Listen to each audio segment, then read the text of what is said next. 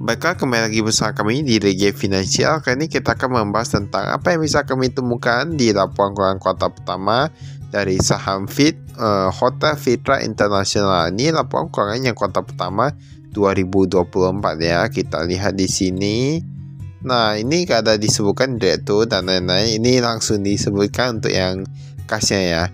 Dan kalau kita lihat nih laporan keuangannya ini, dia nilainya satuan penuh tapi bentuknya rupiah. Kasnya ini agak sedikit berkurang dari 2,8 miliar menjadi 1,7 miliaran. Persediaan, nah ini bertambah sedikit tapi ini agak kecil ya nilainya, sekitar 30 jutaan. Kemudian total aset lancarnya dari 4,6 menjadi 4,3. Ini perusahaannya sebenarnya memang kalau jika dilihat dari asetnya ini sebenarnya tergolong perusahaan yang agak kecil. Mengapa? Karena dia kita lihat saja persediaannya hanya sekitar ratusan juta, kemudian kemarin pun puluhan juta sih. Total asetnya dari 5,57 miliaran sekarang berkurang menjadi 56 miliaran. Berarti dia berkurang sedikit. Tetapi ini saya memang tergolong agak kecil ya jika dibandingkan dengan perusahaan-perusahaan yang pernah kita bahas sebelumnya. Untuk hutangnya kita lihat total hutangnya dari 29 miliaran menjadi 30 miliaran. Berarti hutangnya kan meningkat. Ini meningkat pun kurang lebih 1 miliaran lebih. Untuk yang ekuitasnya malah menurun. Ini kayak rugi ya ini ya. Lihat saja ini ekuitasnya menurun kurang lebih 2 miliaran. Sedangkan jumlah liabilitasnya itu meningkat lagi. Meningkat ya tadi ya. Ini kita lihat dulu pendapatannya. Oh, ternyata pendapatannya naik dari 2,6 miliaran menjadi 4 miliaran. Walaupun begitu, beban pokok pendapatan mereka meningkat juga dari 2 miliaran menjadi 2,7 miliaran. Laba kotor menjadi 1,3 miliaran. Tapi jika dilihat dari sini ya, kita lihat saja. Laba kotornya 1,3 miliaran. Beban usahanya 2,8 miliaran. Itu kan berarti salah saja ya. Nah, itu berarti kan dia untung tetapi untuk rugi gitu. Karena beban usaha aja udah besar daripada laba kotornya, jadi gak perlu dilihat lagi. Itu kayak agak apa ya, ini rugi sebelum pajak penghasilan bahkan mencapai 2,4 miliaran. Nah ini yang lain-lain, bahkan mereka ada yang tambah lagi apa ini,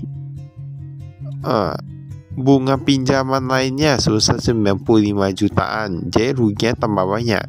Menjadi kurang lebih 2,4 miliaran.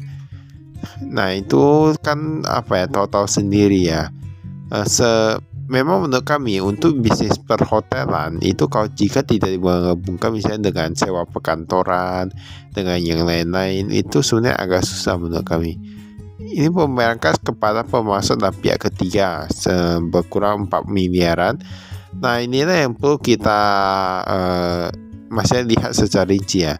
Ini dia katakan pembayaran kas kepada pemasok dan pihak ketiga, bukan kepada pemasok saja.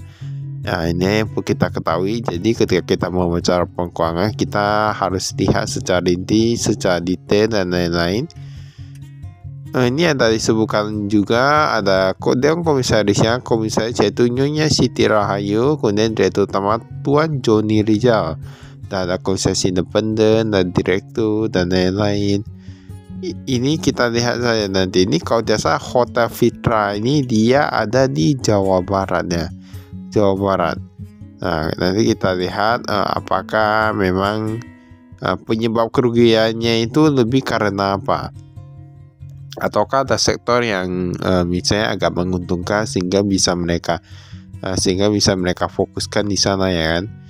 Kas dan setara kas kita lihat, nah dari 2,8 miliar berkurang jadi 1,7 miliar. Memang kebaikan kayak gitu. Kalau perusahaan rugi, kebaikan kasnya menurun. Ini mereka taruh paling banyak di Bank Negara Indonesia dari 1,2 miliaran menjadi 1,3 miliaran. Untuk yang Bank Sentral Asia berkurang cukup drastis, 1,1 menjadi 200 juta saja. Inilah yang perlu kita lihat. Ini kalau kita lihat piutang usahanya. Ini piutang usahanya agak cukup unik istilahnya. Ada gas saja, ada OTA, BJB Card, Bank Jawa Barat Card ya. Ini ada BCA Card, ada QRBRI online food. Nah ini online food memang ada piutangnya ya. Ya nggak cukup 400-an ribu menjadi 300-an ribu. Nah, ini jika kita lihat dari sini saja sudah kita ketahui bahwa ini agak sedikit kecil nilainya. Nah, BNI CAL hanya sekitar 100 ribuan, tetapi ini termasuk bertanggung jawab. Namun memang begitu ya. Untuk sebuah perusahaan besar tetap dimulai dari sebuah perusahaan yang kecil baru terus meningkat menjadi sebuah perusahaan besar. Tapi itu perlu waktu dan perlu proses dan konsistensi serta kerja keras ya. Hutang lain-lain karyawan sekitar 4 jutaan, dari 8 juta menjadi 4 jutaan. Kayak karyawan gak gitu banyak ini. Persediaan, nah kita lihat persediaan yang paling banyak itu di food. Dia meningkat cukup drastis, 67 jutaan menjadi 98 jutaan untuk makanan. Ini pengharum dan pembersih 8,3 menjadi 8,7 jutaan. Wah, ini pengharum sampai 8,7 jutaan aja kayaknya. Ini gas 7 jutaan. Saya menurut kami ya, entah kenapa kalau food and beverage itu gak perlu terlalu banyak. Yang perlu banyak itu yang misalnya gak bisa habis, misalnya gak langsung dibuang ya, itu seperti pengharum ruangan dan lain-lain, gas dan lain-lain itu masih oke ya. Tapi kita gak tahu sebenarnya yang food di sini dia yang tanaman atau gimana. Nah, ini ada utang lainnya, ada deposit pelanggan 55 juta menjadi 121 jutaan. Ini ada utang bank.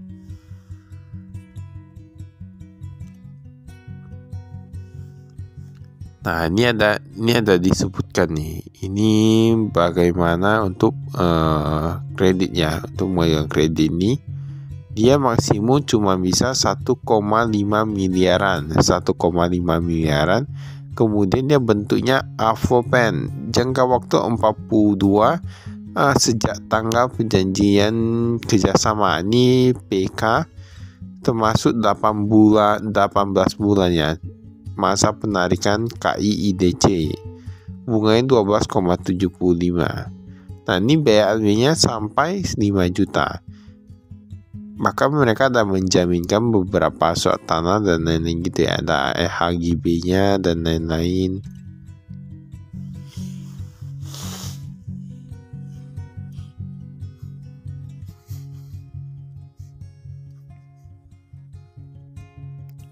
Ini ada disebutkannya modal sahamnya. Biasanya kalau untuk beberapa perusahaan yang pernah kita lihat sebelumnya, ini modal sahamnya mereka gak tulis begitu panjang sih ini, tapi kayak mereka tulis agak cukup panjang secara rinci juga ini ya. Ini ada akta nomor berapa, akta nomor 26, akta nomor 50, akta nomor 19 dan lain-lain. Sedangkan kalau kita lihat di perusahaan besar atau gimana, ini hanya cukup yang seperti ini. Nah, dia kasih listnya gitu ya, jadi lebih gampang dilihat. Tapi kategori inti Nusantara susah 24% mereka pegang paling banyak ya untuk sahamnya.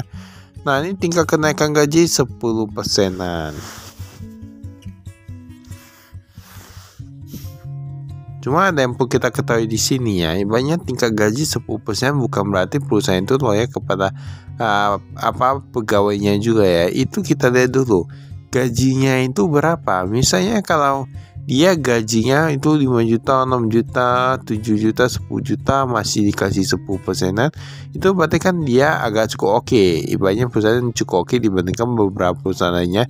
Tapi kalau perusahaannya agak kecil, banyak gajinya itu agak kecil. Misalnya hanya untuk UMP dan lain-lain. Nah, itu kalau gaji 10% kan masih sedikit ya. Kita nggak aja 3 juta lah. 3 juta ditambah 10% kan hanya sekitar 300-an ribu. Nah, itu upaya mendekati 300-an ribu saja. Dan jika dia di sini, ini peseron, ini kita lihat pendapatan paling banyak dari paket dari 1,1 menjadi 2,4 miliaran. Ini berarti boleh nih. Ini berarti mereka perlu fokuskan di pakai kalau memang begitu begitu menguntungkan ya kita di sini. Tadi habis pakai ini ada food and beverage tadi ya. Untuk yang pendapatan terbesarnya di sini ada beberapa istilah, ada pest control dan lain. Pest control ini apa? Dia dari 8,2 juta menjadi 8,5 jutaan. Bukan loh ini. Oh iya betul. Nah betul. dia menjadi 8,5 jutaan. Itu apa? Itu seperti pengendalian hama gitu ya. Pengendalian hama. Jadi hotel itu kan perlu dijaga juga kebersihannya dan lain-lain. Ini ada beban usahanya, ada komisi lagi. Ketika perusahaan sedang rugi, malah ada komisi dan kompi meningkat lagi dari 17 juta menjadi 37 jutaan. Nah, ini hebat ya, hebat sekali. Kemudian ada ATK dan materai. ATK dan materai kurang lebih kita 11 jutaan ya. 11,9 dari 5 juta menjadi 11,9 jutaan. Kemudian ada RUPS. RUPS sekitar berapa ini? 18 jutaan ya. Nah, berarti ini jadi kita bisa ketahui ya, untuk sebuah perusahaan itu memang ketika mau mengadakan RUPS memang ada biaya-biaya ya. Jadi misalnya kalau usaha mau mengadakan ini tergantung dia RUPS-nya di gedung sendiri atau gimana. Biasa kalau di gedung sendiri dia lebih murah sih, karena dia hanya keluar untuk yang seperti bucket gitu-gitu dan lain-lainnya. Nah, jadi tadi kan ini pendapatannya ini yang hotel ini kan dia paling agak banyak ini di bucket ya. Bucket ini sekitar 2,4 miliar. Bucket itu apa? Bucket itu seperti ibaratnya ada orang mau buat acara. Nah, buat acara di hotel, nah itu kan perlu bayar. Lalu ada disediakan makanan-makanannya untuk kita urus dan lain. Nah, itu yang namanya bucket. Berarti ini kan lebih menguntungkan ya, kita lihat di sini. Nah, jadi mungkin bisa difokuskan untuk sektor ini. Maka itu saya dari kami, sekian dan terima kasih, saya frustasi.